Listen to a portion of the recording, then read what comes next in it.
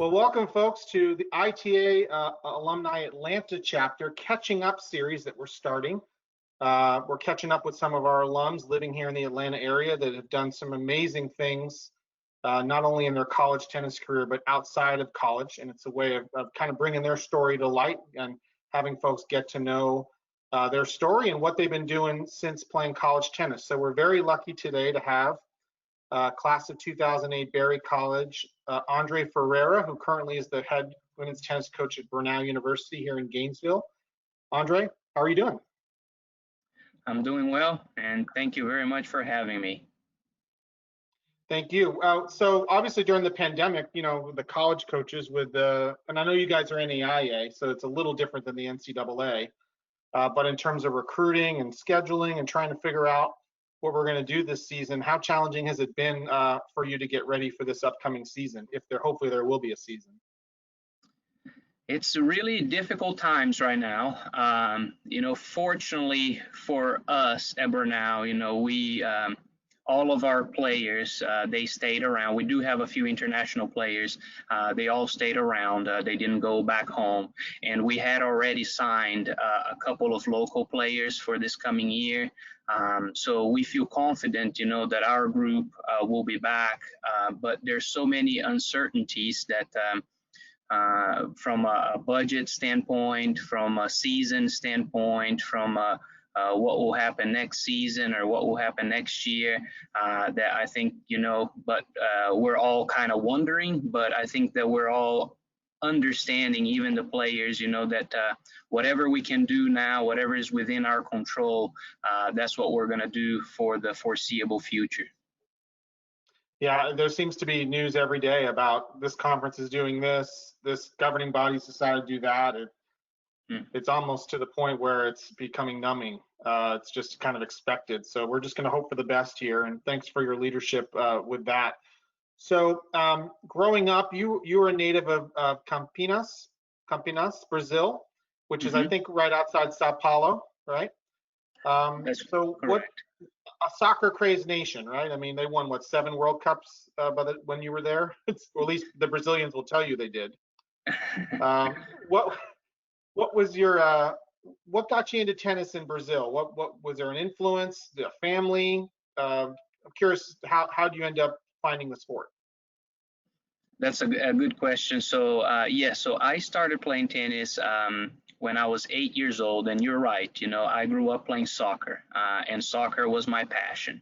And we used to go to a country club in Brazil, and I would go to my soccer classes or soccer academy, and my sister started taking tennis lessons, and her tennis lesson was a little bit later than my soccer academy. So after my soccer was done, I would walk over to the tennis courts and I would wait for my sister to finish before our parents would come over and pick us up. I've always been, somebody that enjoyed sports, enjoyed playing sports that have balls, so I've always loved soccer, and when the opportunity came, I said, instead of just sitting down outside of the court and watching her play, how about I try this thing as well? So for the next few years, I kind of did both things, so I started playing tennis. I would go to tennis lessons, but I still continued with my soccer, and then it got to a point where I had to make a decision, and I was really enjoying tennis, and that was probably about 12 or 13 years old, 4 years into my tennis career. Started playing tennis and realized that that's what I wanted to do. So I stopped playing soccer just to focus more on my tennis career.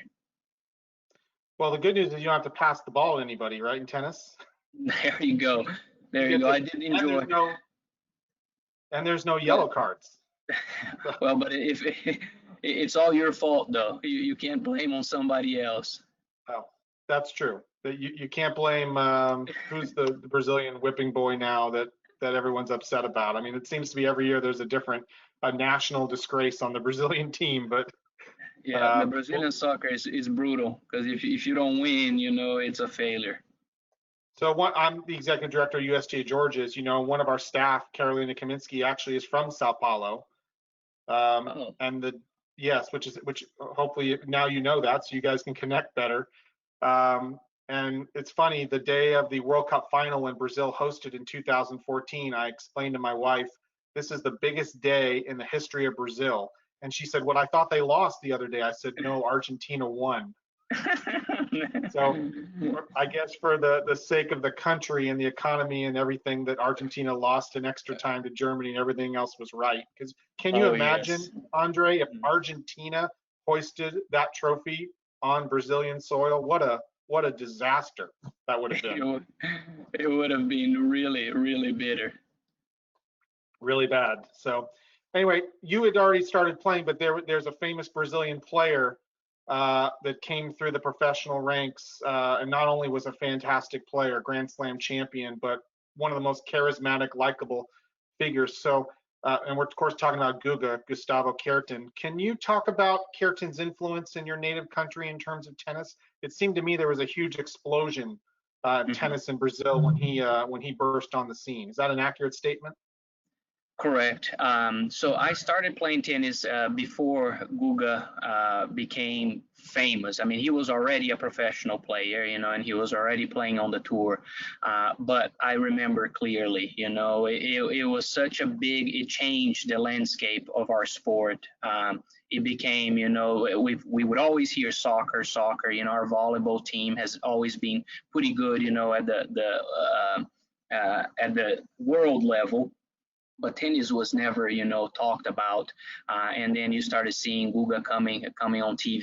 You would watch his matches, the tournaments. People started following him, and of course, not just his tennis and his performance, but like you said, his personality was so good, and so many more people started playing tennis at that time. So the tournaments became more popular. The sport as a whole really took off. So it was good. I think we all benefited from him, just because there were more people playing, more tournaments available, more people aware of what was going on with the sport. So I think his influence is still, we still notice those even to this day. Well, I was blessed in a previous life to be part of the Los Angeles tournament at UCLA. Our organization ran it, and I was director of player services. So I got a chance to interact, professionally with Guga. By far, to this day, the most popular player in the history of that event. And when I say that, remember we had Agassi, Pete Sampras, Michael Chang, all these great champions that were Southern Cal born, or played a lot. Like Andre played most of his juniors in Southern Cal, and hands down, no question, he was by far the most popular player. I mean, he would take hours after his match to sign any autograph or have any conversation with anybody. It's it. And he's got. And I'm like, Guga, you got to go in and do your hair for the next match. I mean, are you okay? But what a He, tremendous ambassador for the sport. So Brazil was very, very fortunate to have him mhm. um, represent their country. So you get through juniors, and now it's time. Hey, I might want to go play college tennis somewhere in the States. Mhm. Um, and you ended up at Berry College in Rome. Now, of course, Rome is exactly the same kind of town as Sao Paulo, right? I mean, they're spitting images of each other. This exactly the How, same. how did you end up at Berry? Was there a connection with a player or coach or? No, so at the time, when I decided that college tennis in the US was kind of one of my options, I had one semester of college in Brazil before I came to the US.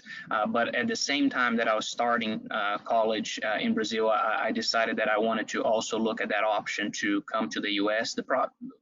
The question that was on my mind, and I think that this is the question that happens with a lot of the international tennis players, is that we don't have the college athletic system that exists here in the U.S. So, for me, the decision was either I pursue my college education in Brazil, which I had just started, and quit playing tennis, or maybe there's this option going to the U.S. where I can go to college and play tennis at the same time. So I was working with a recruiting agency at the time, and they scheduled a recruiting trip to come to the U.S.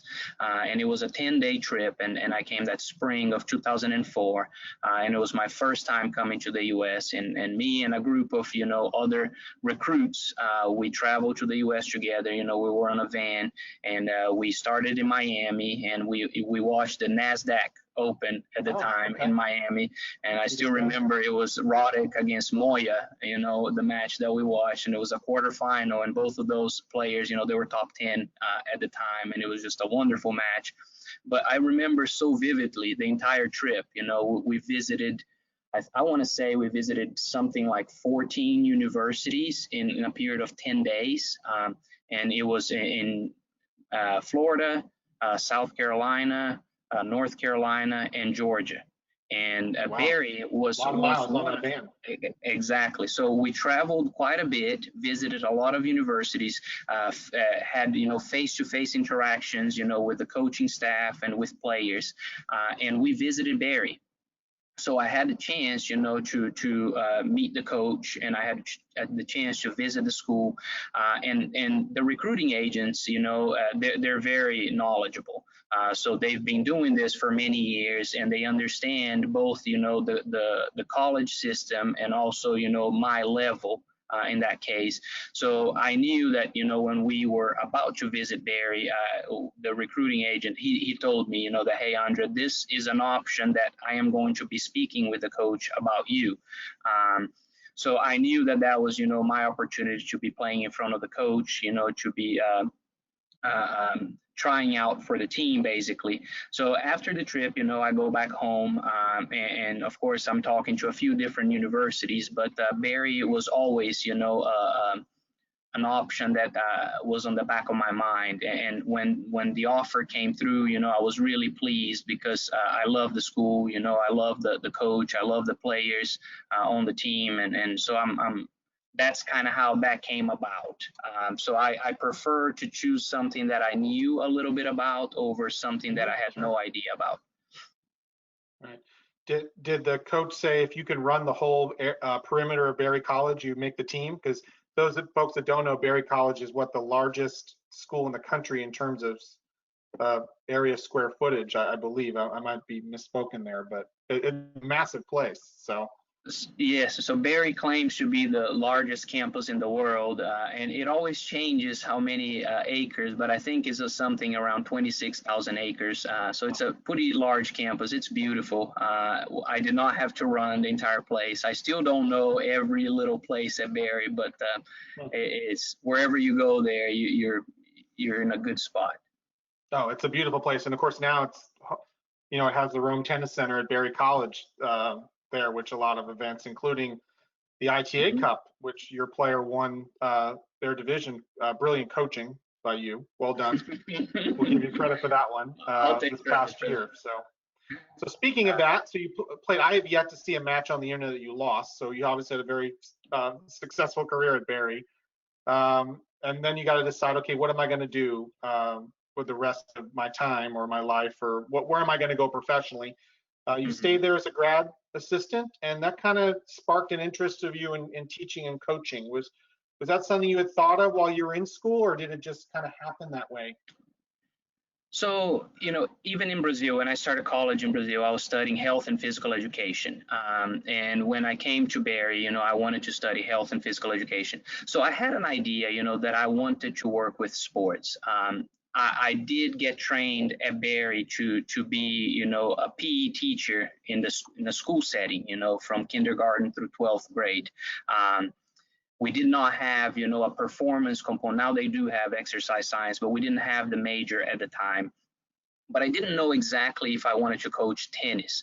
I do think that my experience as a student athlete during my 4 years, and my enjoyment of the entire experience just kind of opened my eyes that, hey, here's a career that I never thought possible, that does not exist in Brazil, and that, I had such a wonderful experience. Why not try to do the same thing? And by the time I graduated in 2008, Barry's graduate assistant program, and I think most schools are similar, the ones that do offer that. It's a 2-year program, so it's you get your master's and you move on to a new person comes in and takes your spot, and just keeps kind of, there's a cycle to it. And it just happened, it was basically luck in some ways that our graduate assistant was moving on by the time that I was graduating. And the second part is that my coach, was in fact interested in having me as the graduate assistant, but that was, certainly 2 years that kind of really made the decision for me that, hey, this is something that I really want to do. So I was pretty certain by then that long term, I want to stay in tennis and then figure out a way to get into college tennis. Yeah, you obviously did well, and you went on to Macon, did some teaching under Craig Jones, who just was named in the Georgia Tennis Hall of Fame. So you learned under the tutelage of a great coach like Craig, and then you ended up at Brenau, and you've been there. You're going into your 11th season, which is impressive for you to be there contributing how you're doing. What about Brenau sparked your interest? Here's a university that I can really kind of put some roots into and try to have a program of my own. Did they approach you? Was there a connection there? I'm curious how you ended up at Brenau. So definitely, I think everything in my life has had some sort of connection, some sort of network, from the graduate assistantship at Barry, really from starting at Barry, because I met the coach before, then to becoming the graduate assistant at Barry. While I was at Barry, and you mentioned Craig Jones, he used to, at the time that I was at Barry, he was the director of the horse leg plantation, in right. Rome. And so he used to work there, and he knew there was a couple of players on the Barry tennis team that had a connection with him. So I met Craig in Rome before he had moved to Macon. And we just hit it off, and I worked with him over the summers, helping him with tennis camps. So I had that relationship with him. So by the time I graduated with my master's from Barry, I had a position lined up already with Craig in Macon. He had already moved to Macon, but we never lost touch, and he was looking for an assistant pro. So I moved over, and my goal at the time, when I moved down there was to, hey, I'm going to learn as much as possible from this wonderful coach that wherever Craig goes, he does some wonderful things with his program. And there were a lot of good players in his academy. He had some high performance kids, so he just kind of matched a lot of the things that I was looking for. So I was really excited to work with him, and my plan was to work with him for many years until I was ready and experienced enough to start a college coach career. What happened was that while I was at Barry playing tennis, I started dating a girl from Malaysia. I know that, and she played at Brenau. Okay. So she was a tennis player at Brenau, and I would come over to Brenau, and spend time with her. She would come over to Barry.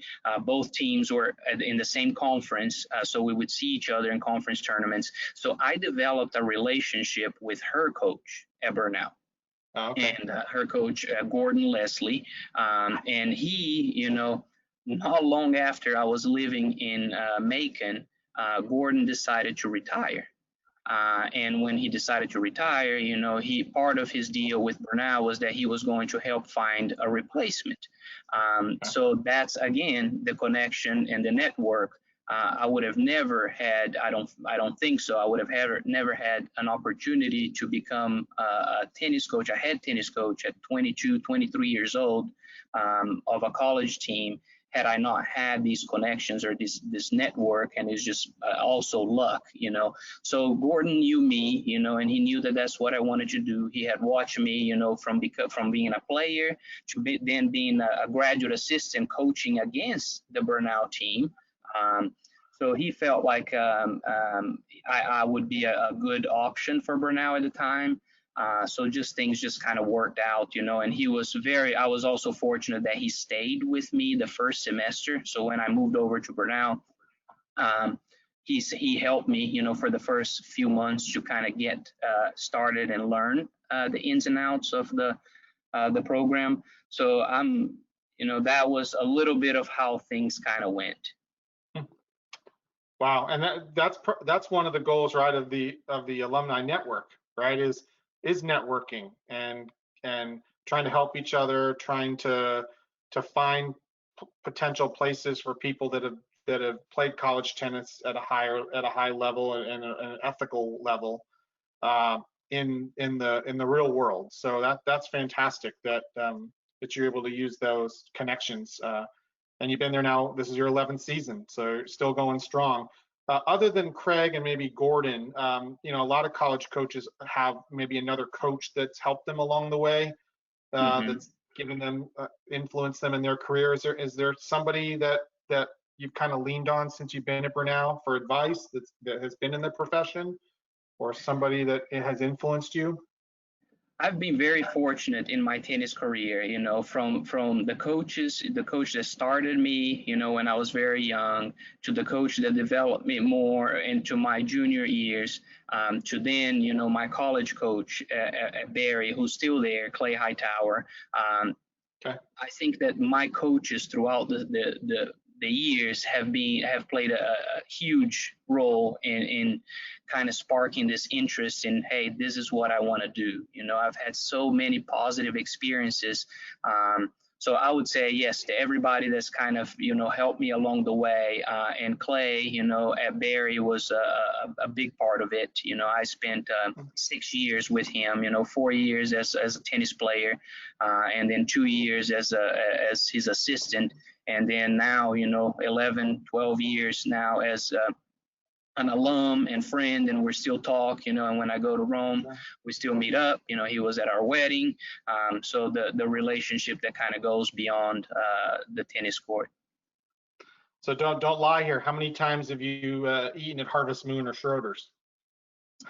So Schroeder's is really my favorite spot. Okay. Harvest Moon is a great spot, but whenever I travel to Rome, I cannot leave Rome until I eat a roast beef relief. Yeah, and those of you that aren't familiar with Rome, Schroeder's Deli is downtown. It's a great place to eat and see interesting people down there. So Andre, thanks so much for catching up with us today. Last thing, what would be your message to not only the players playing college tennis now, but maybe the alums that just got out of college? Do you have a message, maybe the impact that college tennis had on you, and anything you'd like to pass along as advice? I would just say, that just from personal experience, that everything that I've done, has been through some sort of connection. So I would say, just you never know where things will end up. So if it could be, your teammates, it could be your coach, it could be professors, it could be opponents, it could be, in my case with Gordon, I was coaching against his team. And it could be you playing, join a USTA team or join an Alta team in the case of Atlanta, and you will meet some wonderful people through tennis. That yes, tennis is just a tool that you're using, but you're meeting people in from all sorts of backgrounds, and you just never know what kind of impression you'll make on somebody and what that will lead into. And I think that nowadays, with the current situation that we're in, I think that the job market, the future, the uncertain future, I think that these relationships that you build are going to play an even more important role in your future success. Well, speaking of that, Andre, you continue to contribute in the community as well. I did want to make sure that I got that in, because where we came across each other at first was you're president of the Northeast Georgia local tennis associations, the local CTA, done a great job connecting Brenau to the community and the greater Gainesville and Lake Lanier community. So, and of course we've crossed paths a lot in college tennis as well. So. Andre, thanks so much for spending some time with us today. Really appreciate the conversation. Thank you very much for having me, and look forward to staying in touch. Okay, folks, that's catching up with 2008 Berry College alum and current Brenau University head women's tennis coach, Andre Ferreira. Hope you enjoyed the conversation. Look for our next one soon. Thanks for watching.